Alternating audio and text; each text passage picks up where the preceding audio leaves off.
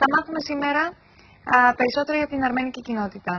Θα μάθουμε για την κουλτούρα, για την θρησκεία, για την παράδοση. Πάμε να παρακολουθήσουμε το σχετικό ρεπορτάζ και ακολουθεί συζήτηση στο στούντιο.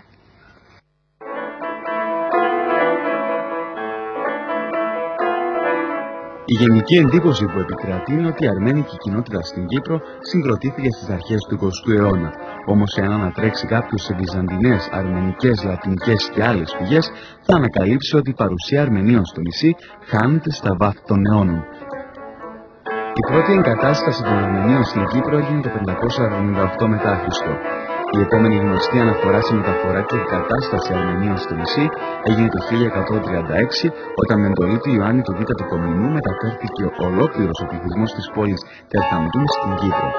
Αργότερα υπάρχουν κάποιες μαρτυρίες που εισηγούνται την παρουσία Αρμενίων παραλιακών φρουρών στην Κύπρο κατά την ιστεροβυζαντινή περίοδο. Ο αριθμός των Αρμενίων στην Κύπρο αυξήθηκε σημαντικά ως επακόλουθο των μαζικών απελάσεων, των τρομερών σφαγών και τις γενοκτονίες που διέπραξαν οι Οθωμανοί και οι Νεότουρκοι και τη μαζική φυγή των διασωθέντων από την πατρική τους γη στα τέλη του 19ου αιώνα και στις αρχές του 20ου. Οι Αρμένοι της Κύπρου ανήκουν σε όλα τα κοινωνικονομικά στρώματα, κατανεμημένοι με παρόμοιο τρόπο όπως και η υπόλοιπη κοινωνία της Κύπρου. Η κοινότητα έχει τη δομή της, την ιεραρχία της, αλλά και τα διάφορα συστατικά που της δίνουν την αναγκαία ζωτικότητα τόσο σε πνευματικό όσο και σε κοινωνικό και πολιτικό επίπεδο. Οι Αρμένοι στην Κύπρο αριθμούν περίπου 3.500 άτομα. Η πλειοψηφία των Αρμενίων ζουν στη Λευκοσία, κατά δεύτερο λόγο στη Λάρνακα και υπάρχει ένας μικρότερος αριθμός στη Λεμεσό και στην Πάφο. Περιγράφοντας τους Αρμένιους, μπορούμε να πούμε ότι είναι άτομα βαθιά θρησκευόμενοι, πρόσχαροι, λεντζέδες που μοιράζονται μαζί μας τις ίδιες αρχές της οικογένειας και της φιλοξενίας. Μιλώντας για αρμένικη κουλτούρα, δεν μπορεί να παραλείψει κανείς την ιδιαίτερη μελωδική τους μουσική, το πόσο φιλότεχνη αλλά και καλλιεργημένη καλλιτεχνικά είναι, έχοντας να παρουσιάσουν μερικούς από τους σπουδαιότερους συγγραφείς και ποιητές. Ας γνωρίσουμε όμως καλύτερα τι πάει να πει αρμένικη κουλτούρα και παράδοση.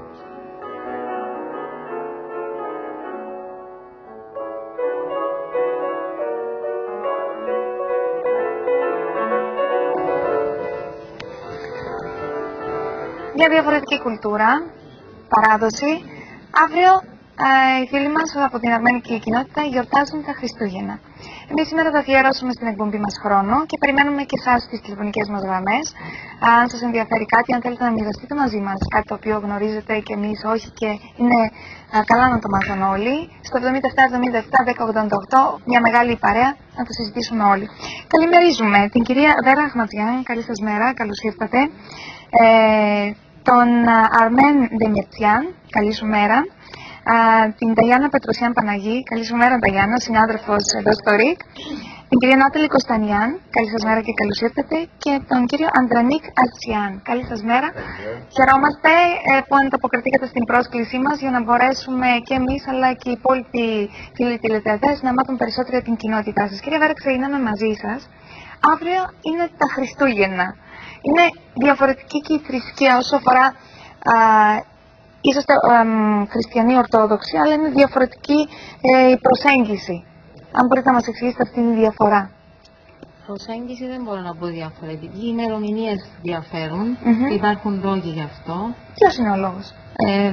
Από ό,τι έχω διαβάσει, οι Ρωμαιοκαθολικοί τον 4ο αιώνα είχαν αλλάξει από τις 6 του Γενάρη που γιορτάζαν όλοι τα Χριστούγεννα στις 25 του Δεκέμβρη, διότι στις 25 υπήρχε μια ειδωλολατρική τελετή, ήταν η γέννηση του ηλίου, και για να τη σταματήσουν ή να αποτρέψουν τους χριστιανούς από το να τη γιορτάζουν, αλλάξαν τα Χριστούγεννα και τα πήραν, τα μετάθεσαν στις 25 του Δεκέμβρη.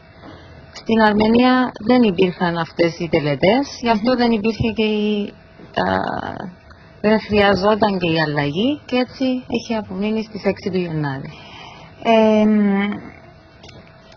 Περίπου η κοινότητα αποτελείται από 3.500 άτομα στην Κύπρο. Έχετε στενές σχέσεις μεταξύ σας, δηλαδή είσαστε συνδεδεμένοι για να κρατήσετε την κουλτούρα σας και την παράδοσή σας? Από ό,τι φαινόμαστε και από ό,τι όλοι το βλέπουν, σαν κοινότητα είμαστε συνδεδεμένοι. Πρέπει να είμαστε συνδεδεμένοι, διότι όπως είπατε και εσείς, η κουλτούρα, η γλώσσα και όλα αυτά διατηρούνται μόνο με το να είσαι ο ένας μαζί με τον άλλο, χωρίς να πούμε ότι δεν εντασσόμαστε και στις κοινότητες που ζούμε. Από ιστορικά δοκουμέντα, από το 1500 υπάρχουν στοιχεία ότι υπάρχουν Αρμένοι στην Κύπρο. Δηλαδή τώρα έχουμε την σχεδόν ποια γενιά Κύπροι με αρμενική καταγωγή. 500. Από το 500. Τα ντοκουμέντα τα οποία είχα διαβάσει εγώ ήταν από το 1500. Και τι λένε, πώς έχουν φτάσει αυτά τα άτομα στην Κύπρο? Καλά, στην αρχή ήταν επί Βυζαντινών χρόνων, ήταν οι Ακρίτες. Οι Αρμένοι, οι στρατιωτικοί ήταν οι Ακρίτες του Βυζαντίου. Ναι. Γι' αυτό και εγκαταστάθηκαν στην Κύπρο και στην Κρήτη πάρα πολλοί Αρμένοι στρατιώτες, είτε αυτοί που είχαν εχμαλωτιστεί από πολέμους. Αργότερα υπήρχαν άλλα ρεύματα επί Βυζαντινών χρόνων, επί Φραγκοκρατίας, επί Οθωμανοκρατίας. Το τελευταίο ρεύμα ήρθε στις αρχές του 20ου αιώνα. 1915. Ακριβώς. Αρχίζοντας από το 1895 μέχρι και τη δεκαετία του 20 υπήρχαν ρεύματα. Ήταν το μεγαλύτερο κύμα των τότε. προσφύγων, ακριβώς, και η σημερινή κοινότητα ως επιτοπλίστων αποτελείται από απογόνους αυτών των ρευμάτων. Όπως και με τους Ελληνοκύπριους και με τους υπόλοιπους συμπατριώτες μας επί Οθωμανοκρατίας συρρυκνωθήκαμε, γιατί πολλοί εξισλαμίστηκαν. Υπήρχαν οι κρυπτοχριστιανοί που λέμε, οι Λινοπάμπακοι που λένε για τους Ελληνοκύπριους υπάρχουν και οι Αρμένοι, άρα οι αριθμοί ήταν πάρα πολύ μικροί στα τέλη του 19ου αιώνα και αυτός ο αριθμός ανανεώθηκε με την άφηξη των προσφύγων. Και σήμερα ένα τελευταίο ρεύμα, όχι προσφύγων αλλά μεταναστών, έχει έρθει να ενισχύσει πάλι την κοινότητά μας. Είναι οι μετανάστες που ήρθαν είτε από τη Μέση Ανατολή, από τις σειράξεις που υπήρχαν στην περιοχή, είτε από την Αρμενία μετά τη διάλυση της Σοβιετικής Ένωσης. Και η σημερινή κοινότητα δηλαδή είμαστε οι απόγονοι που ήρθαν από τη Μικρά Ασία στις αρχές του 20ου αιώνα, οι πρόσφυγες, ας το πούμε, που ήρθαν από τις χώρες της Μέσης Ανατολής και οι μετανάστες από την Αρμενία. Δηλαδή έχουμε την τέταρτη γενιά αυτή τη στιγμή. Ο Αρμέν είναι πρόσωπος της γενιάς αυτής. Θα ήθελα, κύριε Βέτα, να μας πείτε, επειδή είστε διευθύντρια του Αρμενικού Σχολείου, όλων των σχολείων που έχουμε στην Κύπρο, και στη Λευκοσία και στη Λάρνακα, αν δεν κάνω λάθος, και στη Λεμεσό, πόσο σημαντικό είναι να διατηρείτε το σχολείο το αρμένικο? Για μας εδώ στην Κύπρο είμαστε τυχεροί, διότι μέσα στην οικογένεια η κυρίαρχη γλώσσα είναι τα αρμενικά. Ακόμα τη διατηρούμε. Μαθαίνουν όλα τα παιδιά, η μητρική τους γλώσσα, η γλώσσα η οποία πρώτη φορά θα μιλήσουν και θα ακούσουν, είναι τα αρμένικα. Ναι. Και είναι και η γλώσσα που συνεχίζουμε να μιλούμε και στο σπίτι μετά. Στο σχολείο είναι η μητρική μας γλώσσα και παράλληλα μαθαίνουν και τα ελληνικά από την προδημοτική και τα αγγλικά. Τα ελληνικά και αρμένικα αρχίζουν με την πρώτη γραφή στην προδημοτική, αλλά τα αγγλικά μόνο προφορικά. Και μετά από την πρώτη τάξη μπαίνουν παράλληλα και οι τρεις γλώσσες. Αλλά τα αρμένικα είναι η κυρίαρχη γλώσσα και είναι το μόνο σχολείο που μας δίνει αυτή τη δυνατότητα. Έχει μια ιστορία το σχολείο και γι' αυτό κάτι που έχει ιστορία, έχει αποδείξεις, έχει απόφοιτους και νομίζω όλοι εδώ είμαστε, εκτός την Ταϊάννα που έχει έρθει από την Αρμενία, απόφοιτοι. Πόσα παιδιά φοιτούν στα σχολεία σε όλες τις πόλεις συνολικά? Έχουμε συνολικά φέτος 188 παιδιά. Από ηλικίες 3 μέχρι 15 χρόνια. Ο Αρμέν θα μας πει πώς νιώθει σαν η νέα γενιά, η οποία μαθαίνει από τους γονιούς, από την γιαγιά και από τον παππού για την κουλτούρα, για τον πολιτισμό, για την παράδοση την αρμένικη. Βασικά εμείς έχουμε μάθει από την οικογένεια την κουλτούρα, ναι μεν ταυτόχρονα έχουμε μάθει και από το σχολείο, αλλά την παράδοση έρχεται από την οικογένεια. Ναι μεν και την κουλτούρα και την παιδεία και την ιστορία, γενικά η παράδοση που έρχεται από την οικογένεια μας. Έχουμε ήδη μεγαλώσει, έχουμε γεννηθεί στη χώρα εδώ στην Κύπρο, νιώθουμε σαν Αρμένοι και σαν Κυπραίοι, μιλούμε την ίδια γλώσσα, είμαστε στην κοινωνία, άρα δεν υπάρχει θέμα πρόβλημα, σας πω ότι είμαστε ξεχωριστοί ή διαφορετικοί. Εντάξει, δεν μπορώ να πω ότι έχουμε κάποιο θέμα, να το πούμε εδώ, αλλά έχουμε μεγαλώσει με τον σωστό τρόπο με τις παραδόσεις που μας έχουν δώσει οι γονείς μας τουλάχιστον. Συνήθως οι νέοι παρασύρονται από τον ρυθμό της εποχής τους. Και αυτό είναι εντελώς φυσιολογικό. Η παράδοση κάποιοι μπορεί να πούν είναι για τους μεγαλύτερους, αλλά είναι πολύ σημαντικό να την κρατήσετε και εσείς οι νέοι ζωντανή. Αυτό πώς το νιώθεις? Το νιώθεις σαν υποχρέωση ή κάτι το οποίο πραγματικά θα ήθελες και εσύ να το κρατήσεις για τα παιδιά σου? Είναι σαν υποχρέωση για να κρατήσω για τα παιδιά μελλοντικά, επειδή είμαστε και μια μειονότητα στην χώρα. Άρα πρέπει να διατηρήσουμε την παράδοση. Είμαστε και μειονότητα, εντάξει, αλλά πρέπει να κρατήσουμε την ταυτότητα μας στη χώρα, ούτως ώστε να είμαστε και εμείς Αρμένοι της Κύπρου, να είμαστε ξεχωριστοί κατά κάποιον τρόπο. Αυτά. Όσο αφορά την ενσωμάτωση, Νταγιάννα, τι μπορούμε να πούμε? Ενσωμάτωση σε εισαγωγικά, ναι. Της κοινότητας μέσα στην κυπριακή κοινωνία. Ναι. Ως Αρμενίδα που ήρθα από την Αρμενία, τώρα είμαι και μέλος της αρμενικής κοινότητας και της κυπριακής κοινωνίας, λόγω του ότι είμαι παντρεμένη με Κύπριο. Αλλά η αρμενική κοινότητα με έχει υποδεχτεί πολύ θερμά και το έχει προσέξει και ο σύζυγός μου. Και στο τέλος αποφασίσαμε να στείλουμε τα παιδιά και στο αρμενικό σχολείο. Λόγω του ψηλού επίπεδου, λόγω του ότι η αρμενική κοινότητα έχει ταυτιστεί τόσο πολύ εδώ στην Κύπρο. Ας πούμε, δεν νιώθεις τη μεγάλη διαφορά μεταξύ των Αρμενίων και των Κύπριων. Και γιορτάζουμε ακόμα και τις γιορτές μαζί. Εντάξει, υπάρχουν διαφορετικές ημερομηνίες, αλλά και οι Αρμενοί γιορτάζουν μαζί με τους Κύπρους και τα Χριστούγεννα και το Πάσχα. Και έχουμε ταυτιστεί όλοι μαζί και δεν νιώθουμε τη διαφορά. Δεν υπάρχει ουσιαστική διαφορά. Δεν υπάρχει. Πάμε να ακούσουμε τι έχουν να μας πούν και οι τηλεθεατές μας. Καλή σας μέρα. Ναι, καλημέρα σας. Καλή χρονιά να έχουμε. Χρονιά πολλά σε όλους. Ναι, θα ήθελα να ρωτήσω την κυρία γιατρών εκεί. Όταν τα πρώτα παιδάκια μου είναι 7 μηνών το παιδί μου και θα αρχίσει να βγάζει δόντια. Τι με συγχωρείτε. Θα σας διακόψω. Έχουμε περάσει σε άλλο θέμα. Μείνετε στη γραμμή, μην κλείσετε για να σας δώσουν το τηλέφωνο της γιατρούς μας, η οποία ήταν προηγουμένως, για να σας απαντήσει στην ερώτηση. Έχουμε περάσει σε άλλο θέμα. Θα σας εξυπηρετήσουν από το τηλεφωνικό κέντρο.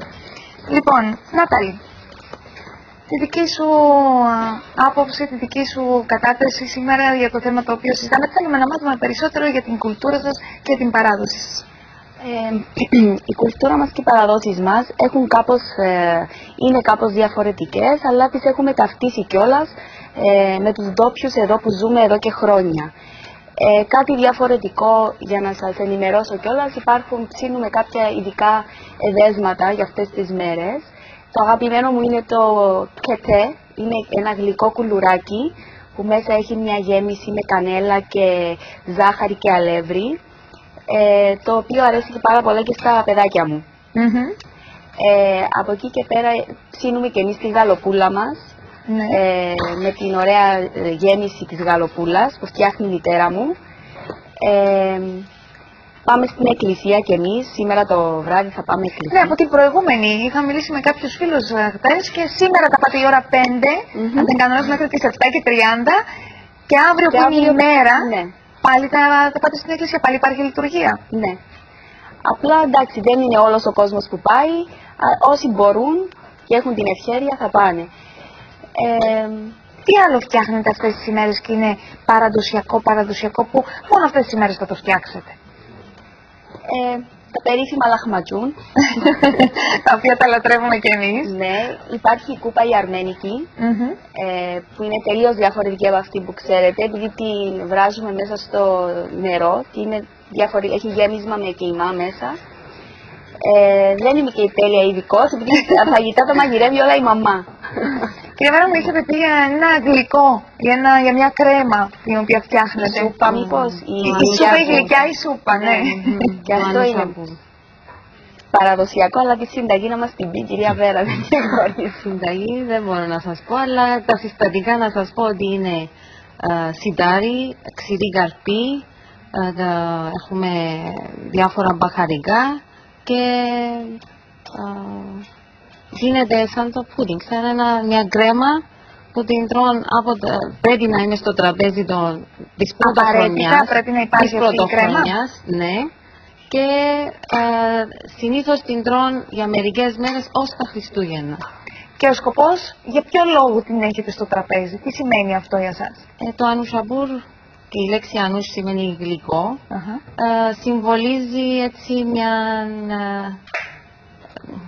γλύκα που περιμένουμε από τον επόμενο χρόνο. Είναι έτσι... Να μας την πείτε και εμάς, τη συνταγή να την έχουμε και εμείς για να... Ποιος δεν θα ήθελε να έχει μια γλυκιά χρονιά. Πάμε στις τηλεφωνικές μας γραμμές. Καλή σας μέρα. Καλημέρα σας, καλημέρα και σε εσάς και στους καλεσμένους σας. Καλή σας μέρα. Πήρα να σας πω ένα μεγάλο ευχαριστώ και στους καλεσμένους σας. Κοιτάξτε, είναι μία μειονότητα, λέω, οι άνθρωποι και αισθάνονται τόσο περηφανοί γιατί είναι Αρμένοι. Και το ίδιο ήθελα να πω και για τους Κύπριους, να αισθάνονται και αυτοί τόσο περήφανοι που ζουν σε αυτήν την πανέμορφη χώρα, έχουμε τόσα καλά να πούμε, και για αυτούς τους Αρμένους δεν τους βλέπουμε εμείς σαν Κύπροι ξεχωριστούς. Εγώ καθόλου, δηλαδή στην οικογένειά μου σε κανένα τους βλέπουμε καθόλου ξεχωριστούς. Να σας πω ότι έχουμε και στο σπίτι μας μια Αρμενοπούλα που ο πατέρας της είναι Αρμένιος. Δεν βλέπω καμία διαφορά των ανθρώπων, δηλαδή στις χώρες τους, δηλαδή σε ποια ξεχωριστή χώρα να ανήκουν. Αυτό να ανήκει στους ανθρώπους και οι άνθρωποι πάντα πρέπει να βλέπουν τους άλλους με αγάπη. Γι' αυτό σήμερα ακούοντας το πρόγραμμα χάρηκα πάρα πολύ που νιώθουν τόσο ωραία στην Κύπρο και θέλω να πω σε όλον τον κόσμο, Έλληνες, Αρμένοι, Τούρκοι, Εβραίοι, από όπου προέρχονται, να είναι πάντα καλά και τους εύχομαι καλά Χριστούγεννα και ευτυχισμένος ο καινούριος χρόνος για όλον τον κόσμο και πάντα να είναι αγαπημένοι και να στηρίζουν αυτήν την μικρή χώρα. Ευχαριστούμε πάρα πολύ. Με αγάπη. Καλή σας μέρα. Καλή σας μέρα και καλή χρονιά και εγώ θα προσθέσω και όλοι να νιώθουν περήφανοι με την καταγωγή τους και να κρατάνε τις παραδόσεις, επειδή λαός που έχει ρίζες έχει μέλλον. Πάμε στην επόμενη μας γραμμή. Καλημέρα σας. Καλή σας μέρα. Σας ακούμε. Εσείς μιλάτε. Εγώ θα ήθελα να σας συγχαρώ πραγματικά για την παρουσίαση αυτού του θέματος. Να είστε καλά. Θέλω να πω ότι πραγματικά η αρμένικη κοινότητα είναι μια κοινότητα που ποτέ δεν δημιούργησε πρόβλημα στους Κυπραίους στην Κύπρο. Είναι μια κοινότητα που είναι πολύ αγαπημένη μεταξύ τους, στηρίζει ο ένας τον άλλον, αγαπούν ο ένας τον άλλον, αλλά και το περιβάλλον.